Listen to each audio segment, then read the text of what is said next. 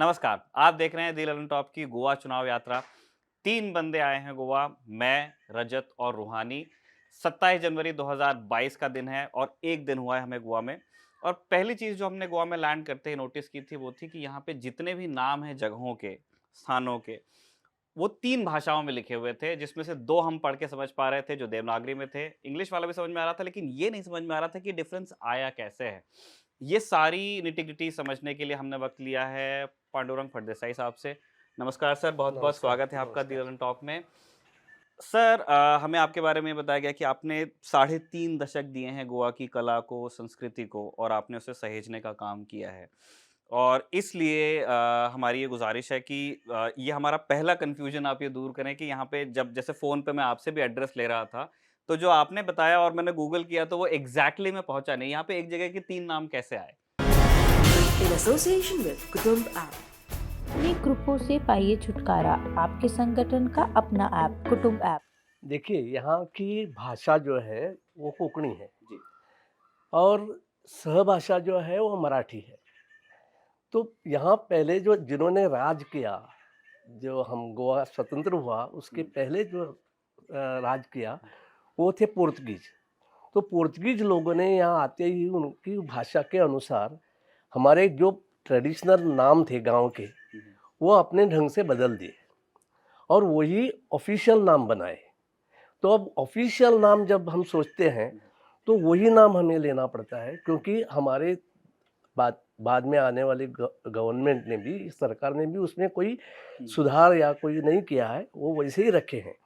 इसलिए आप जैसे लोग कोई आते हैं, चाहे वो पर्यटक हों, चाहे वो अभ्यासक हो, चाहे वो पत्रकार हो, तो उनकी ये पहले कन्फ्यूजन सबको होता है कि ये एक एक गांव के 2-2, 3-3 नाम कैसे होते हैं। और हम पूछते हैं एक और हमें जवाब मिलता है दूसरा। इस तरह से इस ढंग का होता है। जैसे आप यहाँ पोरवोरिम में आए तो आपने बोला कि पोरवोरिम, ये पोरवोरिम है ही नहीं, लेकिन उसको हम हमेशा अपनी भाषा में परवरिम बोलते हैं, परवरी। अब बारदेश है, बारदेश, तो उसमें आपको पढ़ने को मिलेगा बारदेज। तो पणजी है, इसमें इसका तालुका जो है वो है तिसवाड़ी। 30 जो छोटे छोटे गांव है उसका वो समूह है, वो तिसवाड़ी, ये तिसवाड़ी तालुका। लेकिन पुर्तगीज नाम है उसका एल्लेश। इस तरह से ये पुर्तगीज नाम होने के वास्ते हमारे एक ट्रेडिशनल नाम जो हम सभी लोग इस्तेमाल करते हैं हर रोज अपने अपने इसके लिए व्यवहार में, और दूसरा नाम जो है वो लिखते हैं वो जो मराठी जो आज तक हम लिखते आए हैं, और तीसरा ऑफिशियल नाम। इसलिए ये सब ये कन्फ्यूजन या थोड़ी गड़बड़ हो जाती है। अच्छा आप जब पुर्तगीज़ यहाँ पे आए और उनका रूल रहा है यहाँ 4 सेंचुरी समझ लीजिए लगभग, तो जो नामों का अपभ्रंश होना हुआ या उनका जो नया जन्म होना हुआ, उसके अंदर मतलब कौन-सी वो अ, उनके उनके उच्चारण में या उनके व्याकरण में वो कौन से परिवर्तन थे जिससे ये नए नाम बने? जैसे हमने सुना मारगाँव का मडगाँव का मारगाँव कर दिया, तो उनको किन चीज़ों के उच्चारण में उनको प्रॉब्लम आती थी तो उन्होंने चेंज किया? मुझे लगता है कि उन्होंने ज़्यादातर कोशिश ऐसी की कि वो जो पुराने नाम थे वो मेंटेन करें, जैसे हैं वैसे ही रखें। लेकिन उनकी एक दिक्कत थी कि उनको दिक्कत आती थी कि ड उच्चारने में या ढ उच्चारने में, ध, भ, ये जो नाम, ये जो अक्षर होते थे वो उनका उच्चारण नहीं होता था। इसके उसका ये दिक्कत से ऊपर आने के लिए उन्होंने उसका नाम भी बदल दिया, यानी कि अपने सुविधा से उन्होंने डी के जगह आर इस्तेमाल किया। इसलिए मडगांव जो है वो मारगांव बन गया, हड़फड़े जो है वो आरपोरा बन गया, क्योंकि दोनों जगह ड जो था वो उन्होंने आर कर दिया तो आरपोरा बन गया। इसलिए अलग ही नाम प्रोनाउंस होने लगे। आरपोरा और हरफड़े मतलब सुनने में एक बार में नहीं समझ में आता कि ये एक ही जगह के नाम है। और यही चीज हमको गूगल करते हुए भी बार बार लग रही थी कि यार बताया तो ये है और बोला है कि 20 मिनट में पहुंचेंगे, इसमें 1 घंटा दिखा रहा है, इसलिए मैंने आपको सुबह भी फोन किया था। तो ये एक उदाहरण। और मैंने देखा कि यहाँ बहुत सारे नामों की जगहों के साथ इम इम, जैसे पंजिम, अगाइशिम, मतलब आक्षी का हाँ अगाइसिम कर दिया। तो हाँ ये हाँ। इम इम वाला खेल क्या है? वो इम ऐसा है कि कोंकणी में जब हम कोंकणी बहुत सारे चीज़ें हैं वो सानूना सिखाती है। जैसे नाक से जो ये अपना आवाज़ आती है वो सानूना सीख। तो बहुत सारे गांव जाते समय, गांव का नाम लेते समय, आप कहाँ जा रहे हो, तो मैं इस गांव में जाता हूँ। तो में जो है ना, तो हम बोलते हैं गांवात, यानी कि मापशा मापशात मापशात त साइलेंट होता है, लेकिन मापशा पणजे त साइलेंट होता है, पणजे हम बोलते हैं।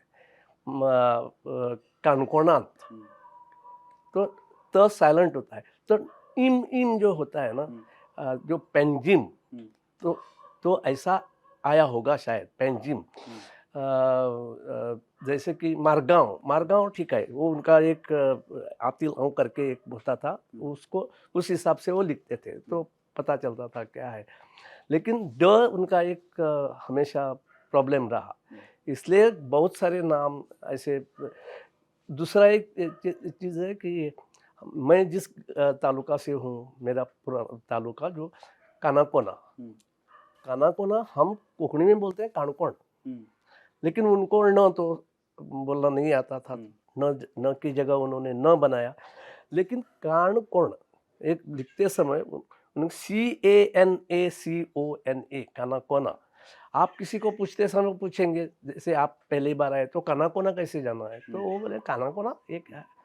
तो जो गांव वाला है उसको पता नहीं चलेगा, लेकिन जो पढ़ा लिखा है उसको पता चलेगा कि कानाकोना ये ऑफिशियल नाम है हमारा कानकोन का। तो आपको मिल सकता है। लेकिन गांव वालों के लिए वो थोड़ी दिक्कत होती है कि समझने में। आप जिस तरह से प्रोनाउंस करते हैं उस तरह से हम लोग अपने डेली रूटीन जो व्यवहार होता है उसमें नहीं करते हैं। ये है। ठीक है।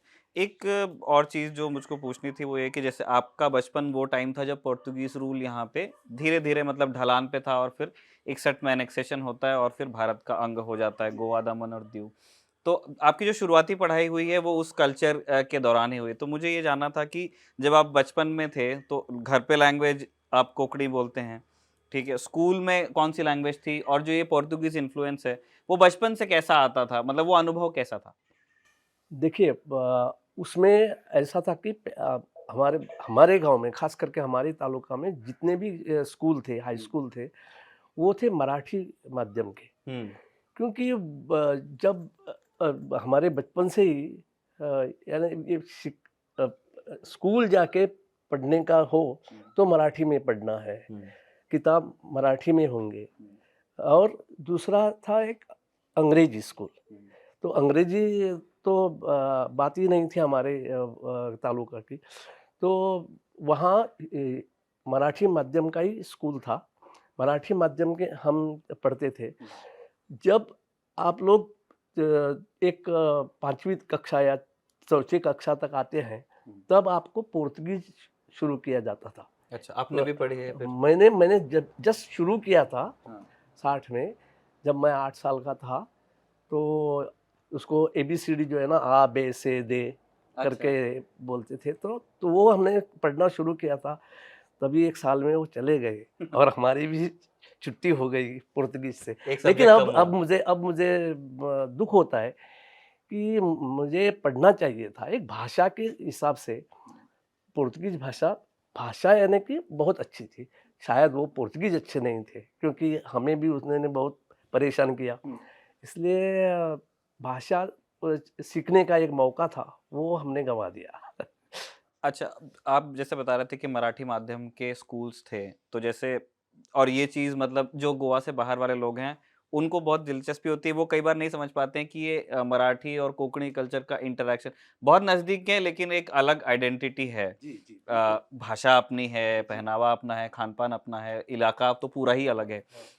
तो आप लोगों का कोएग्जिस्टेंस कैसा है? क्योंकि एक टाइम पे वो एक फर्वर था महाराष्ट्रवादी गोमांतक टाइप की, एक साइकी थी कि मिल जाना चाहिए, ज्योग्राफिकल कंटिन्यूटी है, और कोंकण तो महाराष्ट्र में भी है, तो एक ही हो जाए तो उसमें कोई प्रॉब्लम नहीं है। लेकिन गोवा में एक वो रहा कि एक अलहदा जगह है, एक अलहदा संस्कृति है, उसको आप बनाए रखेंगे। तो अब मतलब कैसा इंटरैक्शन है? मतलब क्या मराठी को एक डोमिनेंट फोर्स की तरह देखा जाता है या फिर वो एक यहाँ का हिस्सा हो गया है? देखिए, जहाँ तक लोक संस्कृति है, उसमें हमको एक एक पता चलता है कि यहाँ की अलग जो अस्मिता है, वो हमारे कोंकणी स्टाइल में ही आपको दिखाई देगी, कोंकणी शैली में ही दिखाई देगी। चाहे उस पर कुछ प्रभाव हो मराठी का, क्योंकि प्रभाव तो होना ही चाहिए कि छोटा प्रदेश है। एक साइड से हमको ये कर्नाटक सीमा है है। कर्नाटक की, दूसरी सीमा है हमारी महाराष्ट्र। महाराष्ट्र की। तो महाराष्ट्र का असर तो बहुत पुराना है, और यहाँ की पढ़ाई होती थी वो मराठी में ही होती थी शुरू से ही। तो इस पर मराठी संस्कृति की ज़्यादा प्रभाव था, और अभी भी है। लेकिन आप यदि लोक संस्कृति की बात करें तो लोक संस्कृति ये कोंकणी अस्मिता ही आपको दिखाई देगी, और इसमें शायद लोकगीत हो, लोक नृत्य हो, लोक कलावें भी अलग अलग, उसमें भी आपको पता चलेगा कि इस कला को, इस प्रकार को, एक उसकी खासियत, यहाँ की भाषा की खासियत है। वो उसी भाषा से उसे पहचाना जाता है। अभी पढ़ाई हो रही है सर यहाँ कोंकणी में? क्योंकि मैंने देखा कि यहाँ गोवा में एक काफी बड़ी संख्या है जो लोग अंग्रेजी बोलते हैं, समझते हैं, उसको सीखने की तरफ थोड़ा रुझान है। हाँ, पढ़ रहे हैं लोग कोंकणी में? लेकिन पढ़ रहे हैं यहाँ। अब ये एक इतनी अच्छी सुविधा है, पूर्व प्राथमिक से विद्यापीठ स्तर तक, यूनिवर्सिटी लेवल तक हमको कोंकणी में पढ़ाई की सुविधा है। कौन पढ़ाई कितनी करता है वो हर एक आदमी के ऊपर निर्भर करता है। लेकिन मुझे लगता है कि ये सुविधा होना एक सुविधा होनी चाहिए किसी भी राज्य के लिए। जिस राज्य में जिसको राजभाषा बोली जाती है, उसकी सुविधा इतनी तो होनी चाहिए। तो यूनिवर्सिटी लेवल तक ये सब चलता है। वापस जाते हैं सर, जो हमारा मेन मुद्दा था, नाम और नाम का कंफ्यूजन। एक और चीज थी, आप बता रहे थे कि यहाँ गांव की गिनती के ऊपर बहुत सारे नाम है। जैसे हम बाहर देश में हैं तो ये 12 गांव से बना, ऐसे आप और उदाहरण दे रहे थे, तो इसकी क्या कहानी है? और मुझे वो भी जानना है कि यहाँ एक वो जो पिता दादाजी का नाम पोते को, फिर पिता का नाम फिर बेटे के बेटे को, वो क्या चलन था? वो पहले आपका पहली चीज का सवाल जवाब देता हूँ। यहाँ ज्यादातर नाम जो है वो पहले गांव को एक देश बोलते थे।